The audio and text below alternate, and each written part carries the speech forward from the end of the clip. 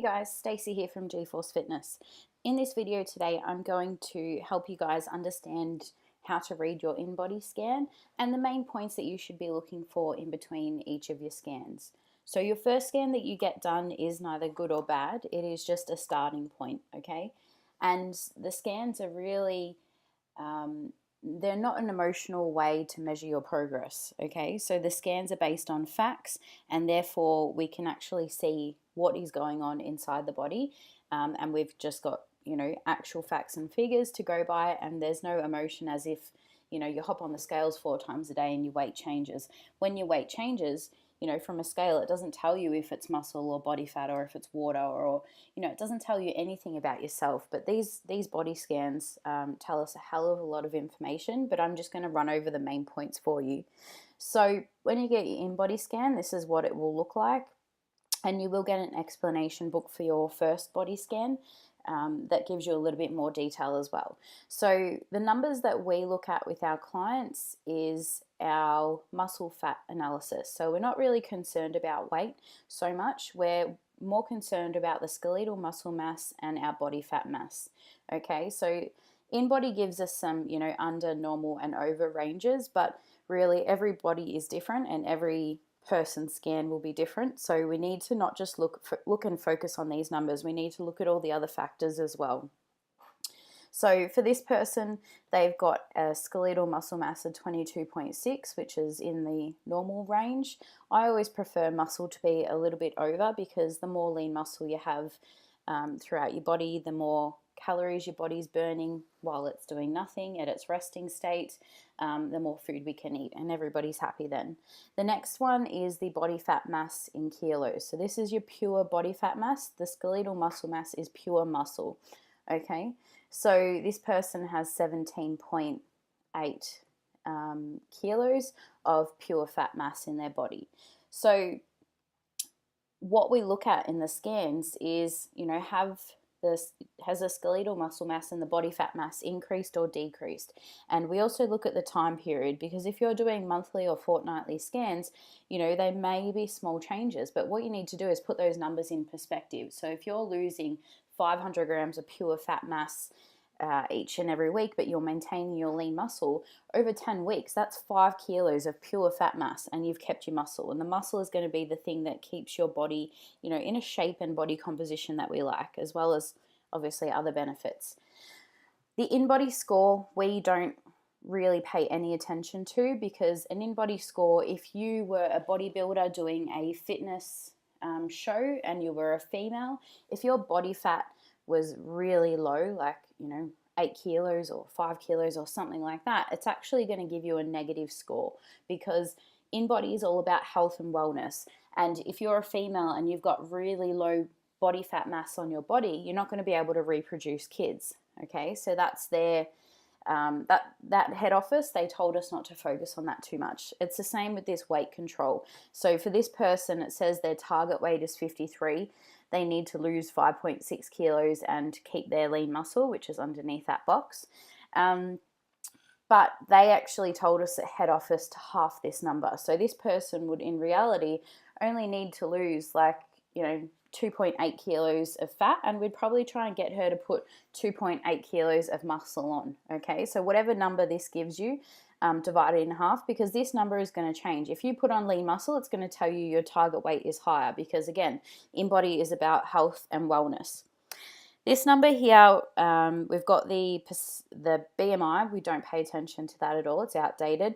We've got your percentage body fat. Now, unless you're competing in a fitness competition, please don't pay attention to the percentage body fat, because as soon as you lose muscle, you're going to get a worse percentage body fat score, because your composition has changed to more fat rather than muscle mass.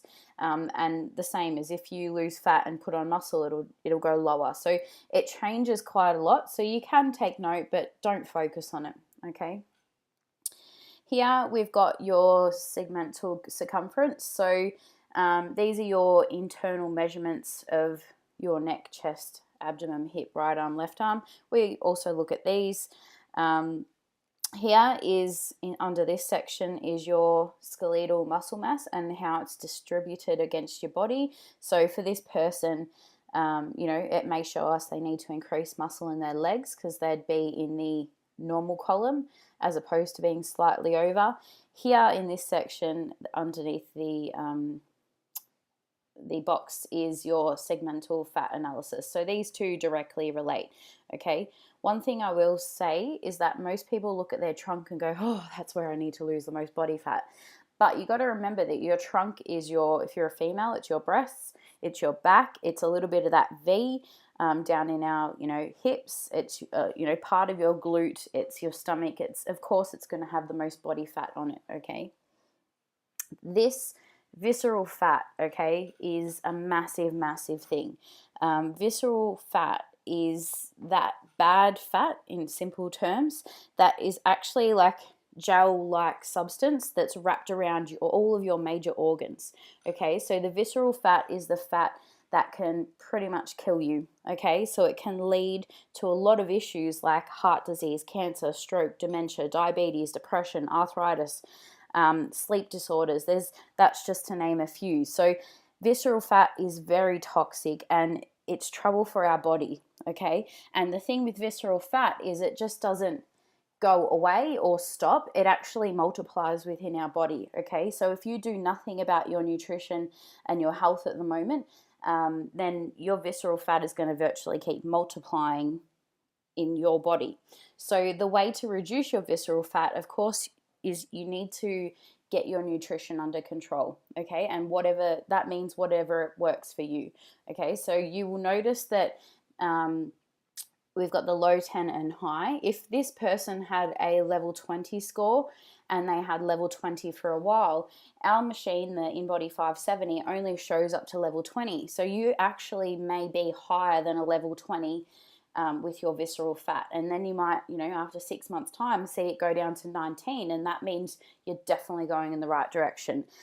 InBody HQ advised us that they want people to be 10 or under with visceral fat. So if you've got visceral fat of 20, you really, really need to take a look at what you're doing in terms of your health. And if you've got kids or you've got family, or do you want to die of heart disease? Do you want to die of cancer or a stroke? This is something that you can prevent. And I know that sounds harsh, but you can do something about it. You have the power to make that decision and to make a change in your life. And no one can say to us that, oh, I can't do it, because of X, Y, Z. There is always a way. There is always something you can do. And if this is the one thing that you can control in your life, and it's going to prevent those things like heart disease, stroke, dementia, diabetes, etc., then why wouldn't you want to work on it, okay? And these machines will tell you this visceral fat level. A scale definitely can't tell you that. Here is the ECW is just about your hydration status, so we want that virtually the same on each scan. We want, in this bottom bit, we can see the scan times. We want them about the same time because we want them under the same conditions. So we want to do them in your most natural state, first thing in the morning after we've gone to the toilet, if possible. And if not, if you need to do them of an evening, try not to eat, a heavy meal for a few hours before, or exercise.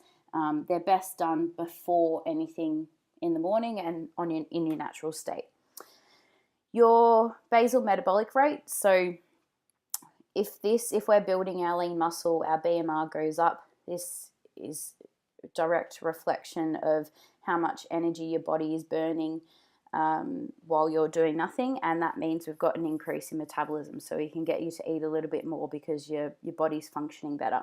So for me, when we analyze scans, my main points to look at would be your skeletal muscle mass, your body fat mass, your visceral fat, and your BMR, and they're the things that I would be looking at each scan to keep you on track. And if you don't get the result that you want, then we need to sit back and assess and go, okay, well, what are we doing now? What's not working in our life? What is something else we can implement to try and take us closer to our goals? And that's why, as I said earlier, the scans are not emotional. They're facts and figures. You need to look at your scan and go, okay, the arrows didn't go in the right direction this scan. That's okay. It's not the end of the world. I just need to try a different approach, try something else. You know, maybe I'm not recovering enough, I'm not sleeping enough, my nutrition's not on point, maybe I'm overtraining. Like, there's so many different factors. So that's where it's really informative and really crucial that you analyze your scans and you analyze what are you doing right now and what do we need to change or adjust. Okay. One little note, the body fat mass doesn't get tracked on this little graph here down the bottom, which I wish it would, instead of the percentage body fat. So when you're comparing your scans, take a photo of them, put them in your phone, and let's actually make an accurate comparison between your scans. So guys, if you have any questions, please let me know and I'd be happy to answer them for you.